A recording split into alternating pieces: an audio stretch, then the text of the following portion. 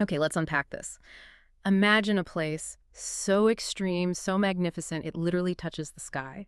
Hmm. A peak that has captivated explorers, inspired poets, and challenged the very limits of human endurance for centuries.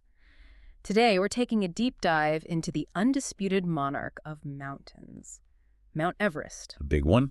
Exactly. We've gathered a stack of sources, historical accounts, scientific research summaries, some really fascinating expedition insights, and our mission today is to extract the most important nuggets of knowledge for you. Right. We're going to journey through its ancient geological past, the epic human endeavors that have unfolded on its slopes, and some of the surprising realities of life on the world's highest peak. Get ready to understand not just the fundamental facts, but the compelling stories, the science underneath it all, and the sheer audacity, really, of the human spirit connected to this iconic landmark. It's truly remarkable, isn't it? How our sources weave together this geological history, human aspiration, and incredible risk, all centered around just one single awe-inspiring natural formation. Mhm. Our mission today is to thoroughly explore what makes Everest the pinnacle of adventure and challenge, drawing out the most crucial, sometimes surprising, insights for you. We'll be looking at everything from its, colossal scale and its ongoing formation. It's still growing. Exactly. To the intricate logistics of modern-day expeditions and the profound impact it has, both on the environment and the resilient people who live in its shadow. We're going to really dig into the foundational truths about Everest and try to connect them to the broader implications of, human interaction with such a powerful natural force. That core understanding is absolutely essential as we unravel the rest of its story. So let's start with the mountain itself, its very identity.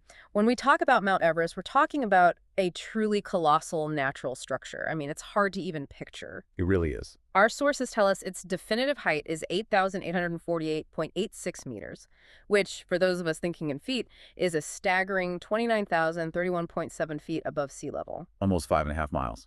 Right. Straight up. 5.5 miles. Straight up into the atmosphere. It just stands there. It's this towering giant in the Mahalangor-Himal sub-range of the Himalayas. And it straddles the border, right? Between Nepal to the south and Tibet, China to the north. That height isn't just some abstract number. It truly signifies something monumental. It sets Everest apart as this unparalleled physical challenge and also a huge natural barrier. Right.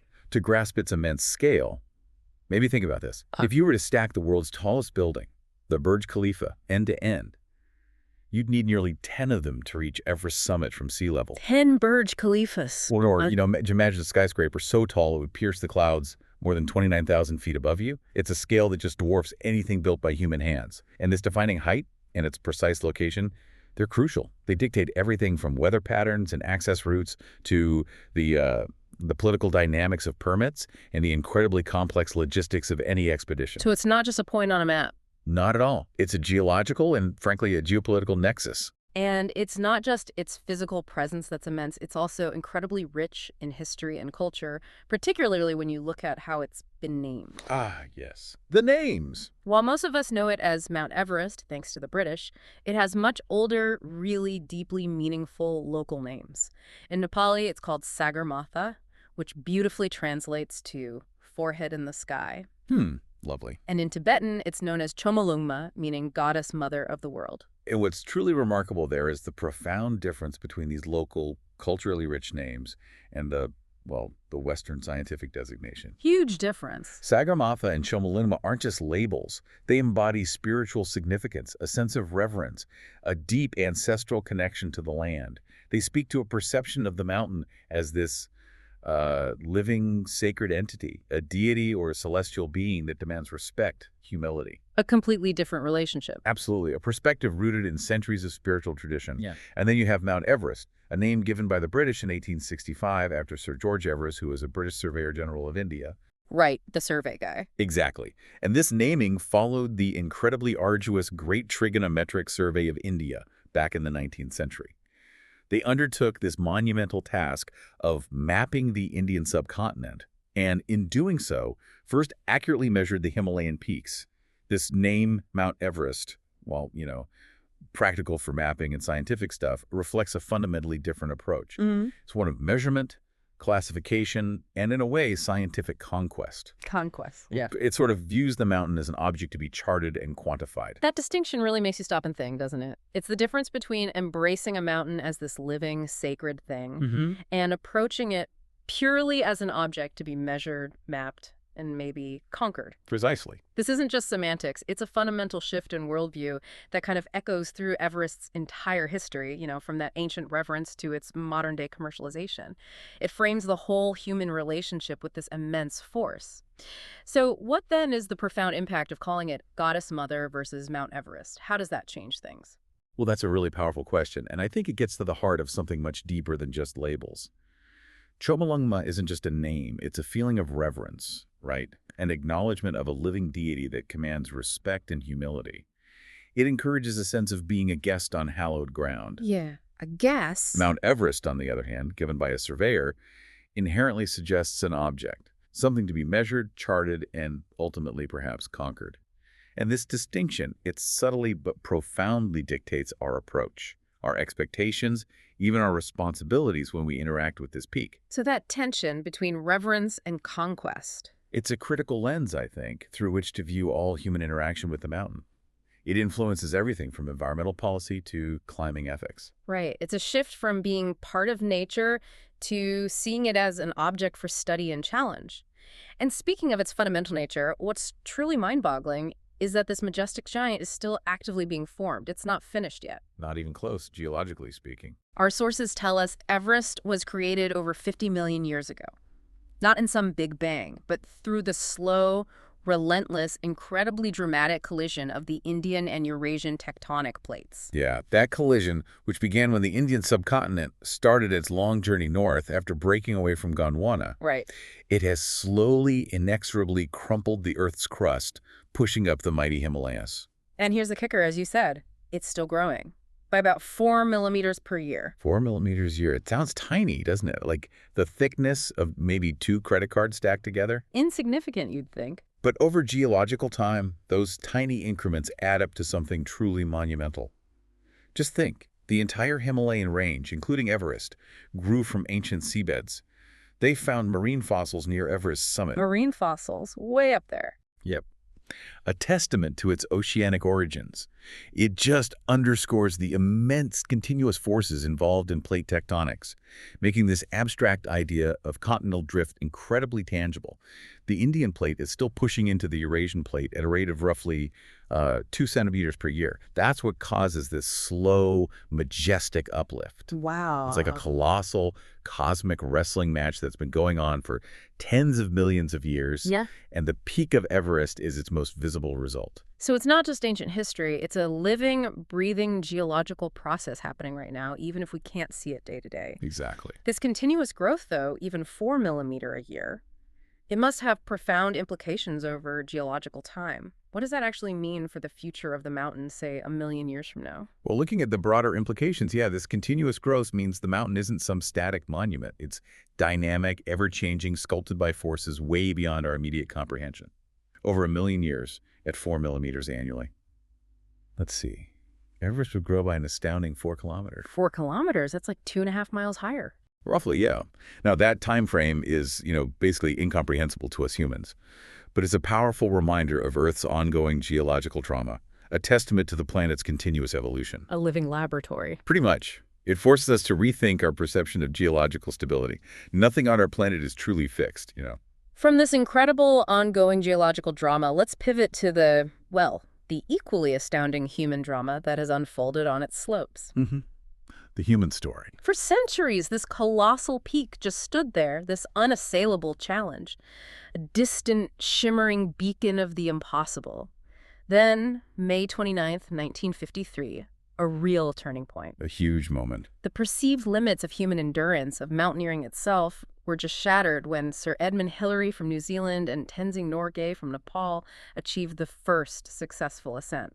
That moment holds such immense historical significance. For decades, Everest had been the ultimate unreachable summit, right? A symbol of humanity's perceived limits. The last frontier, almost. Exactly. And Hillary and Norgay's success wasn't just about individual strength. It was a testament to incredible teamwork, painstaking preparation by the whole 1953 British expedition. And Tenzing Norgay, a Sherpa, brought absolutely invaluable local knowledge, unmatched high-altitude experience, and that physical adaptation that was just critical to the expedition's success. Complimenting Hillary's. Perfectly complementing Hiller's technical mountaineering prowess and leadership. Their climb involved navigating the incredibly treacherous Khumbu icefall, establishing a series of high camps, and then finally tackling the notorious Hillary Step, that near-vertical rock face close to the summit. And the gear they used. Oh, the gear, the lack of modern communication, the sheer unknown they faced compared to today's expeditions.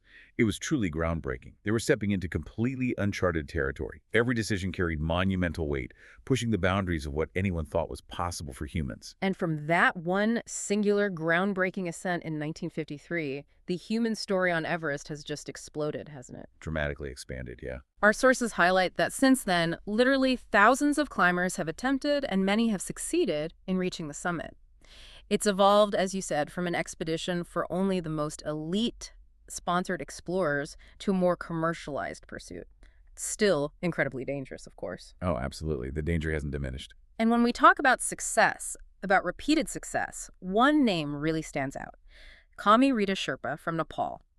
He holds the current record for most ascents with an astonishing, 28 summits as of 2023. 28. It's almost unimaginable. And Kamirita Sherpa's record truly underscores the absolutely vital role of local expertise and that profound adaptation we talked about. 28 times up there. It showcases an incredible physiological adaptation to that extreme environment, born of generations living at altitude, plus an unparalleled understanding of the mountain's moods and nuances. It highlights that while Everest climbing has become maybe more accessible in some ways, the core requirement for success still hinges on experience, preparation, and offer the guidance of those who know the mountain intimately. So the evolution of climbing. Yeah, it's seen expeditions transform from purely exploratory things to a booming industry. You have clients paying tens of thousands of dollars for guided trips. Right. This commercialization has definitely made Everest accessible to a wider range of people, from seasoned mountaineers to, let's be honest, relative novices who rely heavily on fixed ropes and Sherpa support. But that raises questions. Huge questions. Critical questions about environmental impact, overcrowding on the routes, the infrastructure needed to support that scale. It's a real tension, isn't it? A dynamic tension, absolutely, between the allure of the summit and the sustainability of the experience itself. Speaking of those routes, our sources lay out the two main arteries to the summit. You've got the south route on the Nepalese side. The classic route. That's generally more popular, partly because it gives easier access to the Khumbu icefall, maybe? And it's the route of the first ascent. Climbers start their journey from Lukla Airport, trek to Everest Base Camp, and then proceed through a series of camps higher up. Then there's the north route from Tibet, China. Generally less crowded, but maybe colder and windier, presenting its own set of challenges. Yeah, when we compare and contrast these routes, what's crucial is understanding the strategic choices climbers have to make. The south route, while more popular, often means more congestion, especially during that peak climbing window in May. Traffic jams at 28,000 feet. Literally, that can translate to significant delays, queues on critical sections like the Hillary Step or the South Summit, which can be incredibly dangerous at high altitudes because you're exposed longer to the extreme cold and limited oxygen. And the Khumbu icefall. And it features the notorious Khumbu icefall, that constantly moving glacier that needs skilled icefall doctors to fix ladders and ropes through its maze of crevasses. The north route. The north route, being less crowded, might offer more solitude, a different kind of vibe. But it often compensates with harsher conditions, potentially more extreme cold, relentless winds, particularly along the exposed North Ridge.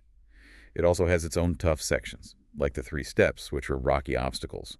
Climbers on this side often spend more time at higher camps because the approach to the summit is longer and more exposed. So the choice really impacts the whole experience. Profoundly. From the psychological side, being in a crowd versus relative isolation, to the direct physical challenges posed by the specific weather and terrain of each side. It's not just picking a path. It's a huge strategic decision that can make or break an expedition. Whether it's the bustling south or the quieter north, the routes all funnel climbers towards the same inescapable truth. Everest is an arena of unforgiving realities and dangers. This isn't just a challenging hike, it's an extreme environment, basically designed to push the human body to its absolute breaking point. Our sources hammer home the extreme cold.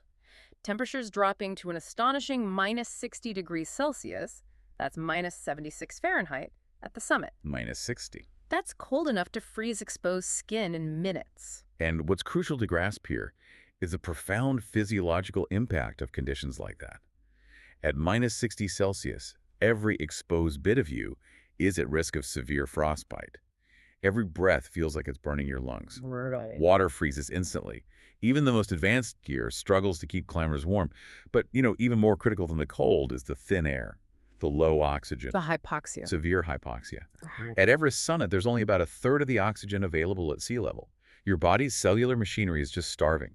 Most climbers absolutely need supplemental oxygen just to survive up there, let alone move. Mm. Your muscles work less efficiently, your brain struggles, simple tasks become monumental efforts. It's a systemic crisis for the body. It really is. Every organ is pushed towards its failure point. Yeah. Every cell is screaming for more oxygen, and it simply isn't there. Uh-huh. Basic cognitive functions, physical movement become incredibly difficult. And the cold and thin air are just the start of the gauntlet Everest throws at you, Just the right? beginning, yeah.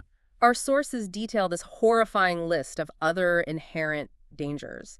Massive, unpredictable avalanches, ice falls, hidden crevasses that can swallow you whole, relentless high winds that can just rip you off the mountain, and of course that insidious threat of altitude sickness. And let's break down why each of these is so particularly perilous on Everest. Avalanches aren't just little snowslides. They are multi-ton walls of moving snow and ice that can bury entire teams in seconds. Triggered by weather, ice movement, even climbers themselves. Terrifying. Ice falls, especially the infamous Khumbu on the South Route, are dynamic, unpredictable, constantly shifting glaciers riddled with massive, often unstable blocks of ice called seracs. These huge ice towers can collapse without any warning, turning sections of the route into a deadly game of Russian roulette, basically. And crevasses. Hidden traps. Deep fissures in the glacier, hundreds of feet deep, often masked by a thin, deceptive layer of snow. Invisible until it's too late. Oh, God. High winds aren't just uncomfortable. They can reach hurricane force up there, stripping away body heat in minutes, leading to rapid hypothermia and literally blowing climbers off exposed ridges, And then altitude sickness. which ranges from acute mountain sickness or AMS headaches, nausea, to the life-threatening stuff. High-altitude pulmonary edema, HAPE, where your lungs fill with fluid, and high-altitude cerebral edema, HACE, where the brain swells. Severe impairment or death. So it's not just one danger, it's the combination. Exactly. They often combine, escalating the risk exponentially. Climbers try to mitigate these risks. Of course, careful route planning, fixed ropes, experienced guides, meticulous weather monitoring. But when those mitigations fail, often because the mountain is just unpredictable, the consequences are severe, often irreversible. All these dangers seem to converge in the most infamous section of the mountain, what's chillingly known as the death zone. The death zone. Yeah. Our sources define this as the area above 8,000 meters, roughly 26,000 feet, where the human body literally starts to shut down because there's just not enough oxygen. And what truly happens in the death zone is this profound, terrifying physiological decline. It's not just feeling tired or out of breath. It's a battle for survival against your own body breaking down. How so? Well, your digestive system largely halts. It can't process food efficiently. Your organs, like the liver and kidneys, struggle and can begin to fail. The brain, starved of oxygen, causes severely impaired judgment, profound disorientation, even vivid hallucinations. Hallucinations up there. Absolutely. Right. Climbers might become confused, make completely irrational choices, or simply lose the will to move. Sometimes they even just sit down to rest and never get up again. Oh. Imagine being in an environment where every single breath is a conscious, difficult effort, where your brain is so oxygen deprived that the simplest thought is a huge task, and the line between survival and collapse is razor thin. Self-rescue from this zone is incredibly rare because of this total physical and mental breakdown. It truly defines the term point of no return for many. The mountain's power is absolute up there.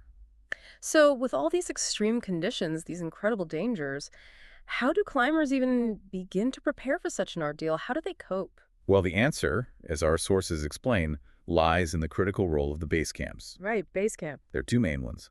The South Base Camp in Nepal, that's at 5,364 meters, about 17,600 feet.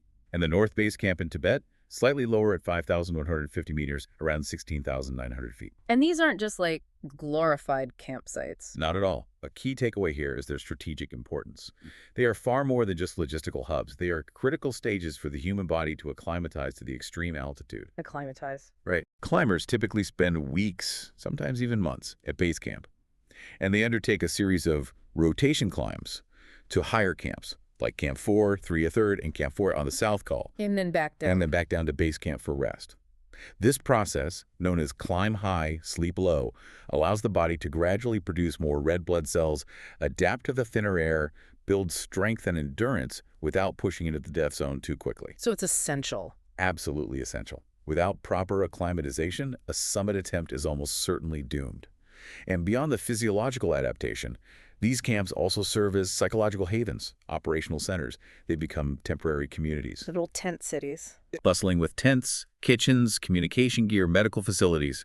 Climbers rest, get treatment for things like the Kumbu cough, the persistent cough from the dry, cold air. They plan strategies, meticulously monitor weather windows for summit push.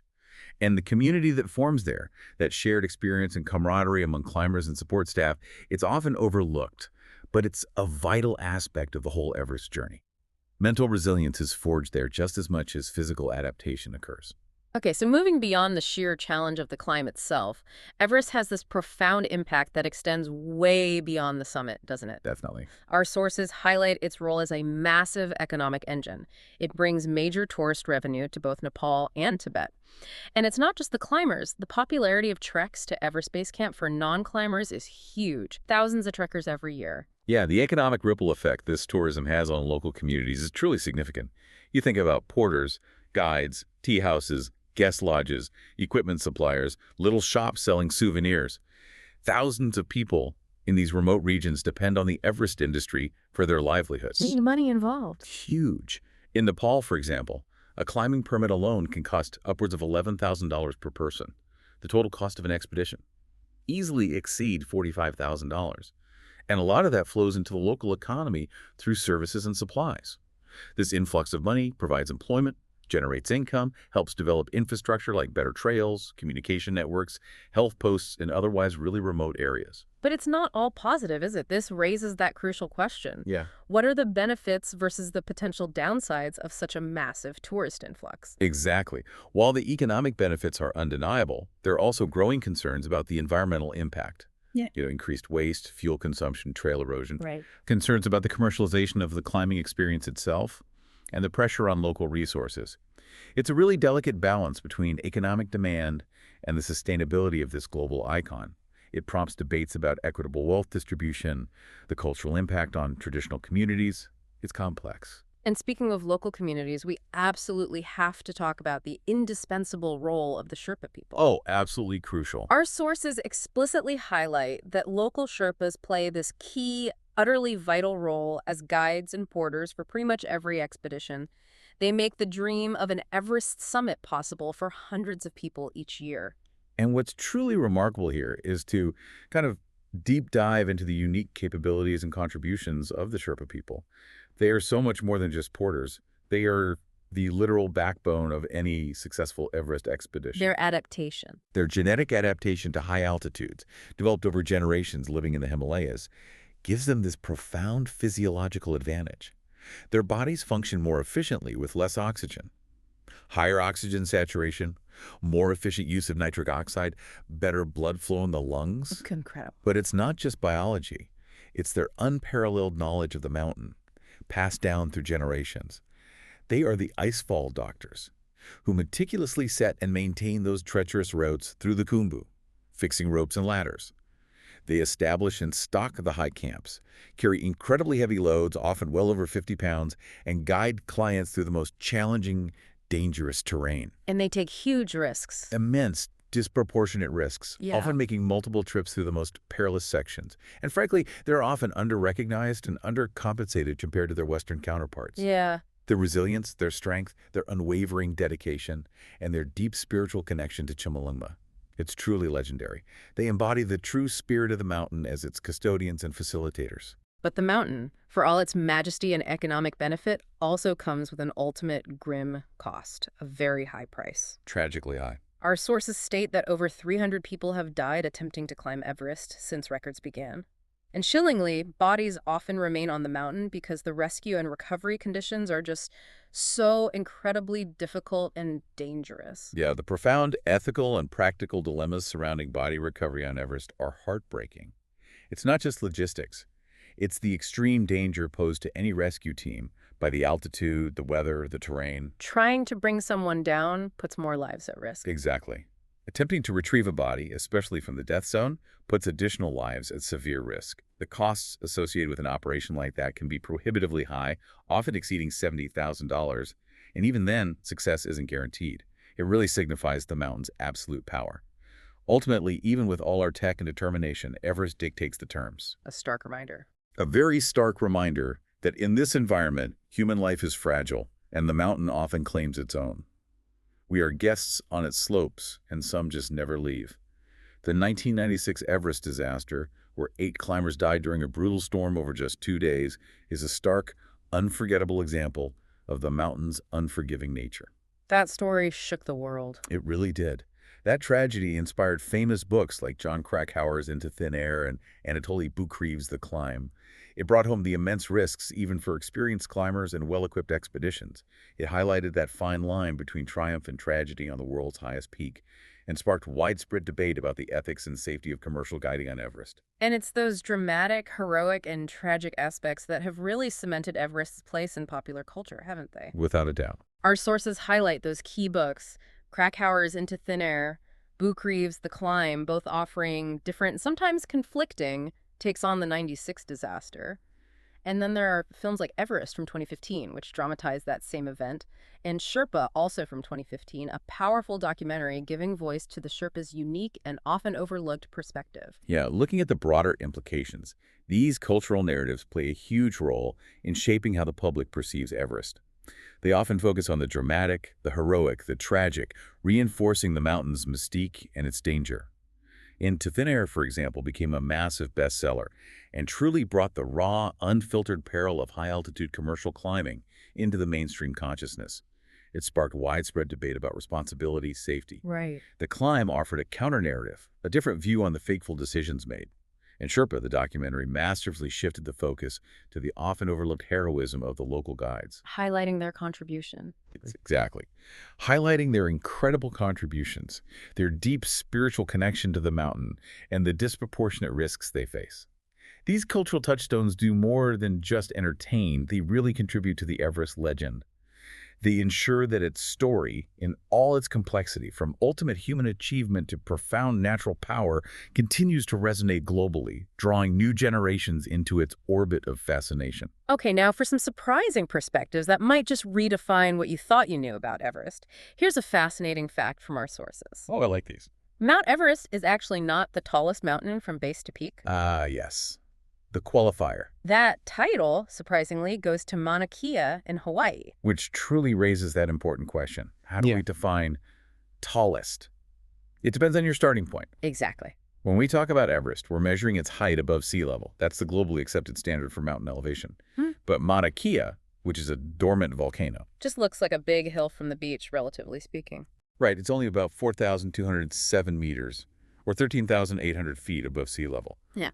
But it extends a staggering 6,000 meters. That's nearly 20,000 feet below the ocean's surface. Wow. So most of it's underwater. Most of it is underwater, making its total height from its base on the ocean floor to its peak over 10,200 meters, or 33,500 feet, much taller than Everest base to peak. That completely changes the perspective. It offers a fresh, literally deeper perspective on mountain measurement and highlights how our definitions shape our understanding. Makes you think about the hidden depths of our planet, how much is unseen. And it's not the only alternative definition. If you measured from the Earth's center, the tallest mountain would be Mount Chimborazo in Ecuador, because the Earth bulges at the equator. Okay, so it all depends on how you measure. It's a great reminder that the world holds plenty of surprises, even for something as seemingly straightforward as the tallest mountain. And as we look to the future, it's clear Everest isn't immune to the march of modernity and its accompanying challenges. No, definitely not. Our sources reveal that internet and mobile coverage are now available even at base camp, which must profoundly change the expedition experience. Oh, absolutely. Plus, there's a growing awareness of its environmental challenges. We're seeing some climbers and organizations undertaking dedicated trash collection missions to clean up the mountain because it faces significant pollution problems. Yeah, the paradox of modern connectivity on such a remote, wild peak is really striking. On one hand, constant communication can undeniably enhance safety real-time weather updates, Yeah. immediate emergency coordination, talking to loved ones. Sure, safety benefits. But on the other hand, it fundamentally changes the experience, doesn't it? Does it diminish that sense of raw adventure, the profound solitude that many seek in the wilderness? Hard to feel remote when you're checking emails. Exactly.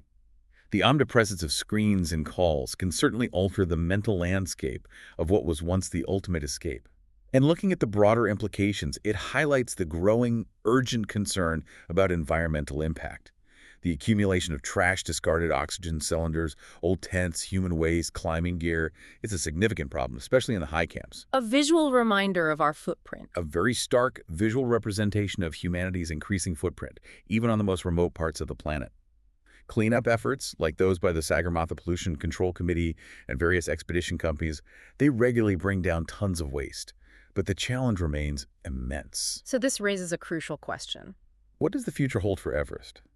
In terms of balancing human presence with environmental preservation, how do we protect this global icon, the Chomolungma, the goddess mother of the world, while still allowing people to experience its awe-inspiring power? A huge challenge. It's a fundamental challenge for conservationists, climbers, the local communities alike. It demands a really delicate balance between access and preservation for generations to come. So, wrapping this up, Hmm. what does this all mean? We've journeyed from Everest's ancient geological birth, this product of continents colliding over millions of years, to its modern-day challenges. We've explored its profound impact on human endeavor, on economy, on culture. We've seen its majestic scale, the deep cultural reverence embedded in its local names like Chomolungma, and the sheer human grit required to even attempt to climb it. Right. We've also confronted the harsh realities of its death zone, the indispensable, often understated role of the Sherpa people, and this complex ecosystem of tourism, risk, and conservation that it now sustains. And looking at those broader implications, I think Everest is far more than just a mountain. It's a living monument, really, to human aspiration, environmental fragility, and raw natural power. It stands as a testament to our relentless drive to explore and conquer, maybe, but also to the humbling truth that ultimately nature holds the final authority. Yeah. This truly raises a profound question, I think. As technology and access continue to evolve, making previously impossible feats more attainable, bringing the most remote places closer to our grasp, how do we honor the spirit of Chomolungma, the goddess mother of the world? How do we grapple with our own ever-increasing footprint on her sacred slopes? How do we find that balance? It's a challenge to seek balance, yeah. Yeah. To ensure that our pursuit of the summit doesn't diminish the very wonder that draws us there in the first place, and that its future remains as awe-inspiring as its past. Thank you for joining us on this deep dive into Mount Everest. We hope you'll carry these insights with you as you continue your own journey of discovery. Perhaps, looking at the peaks around you, wherever you are, with a newfound appreciation for the immense forces that shape them and the incredible human stories that continue to unfold upon them.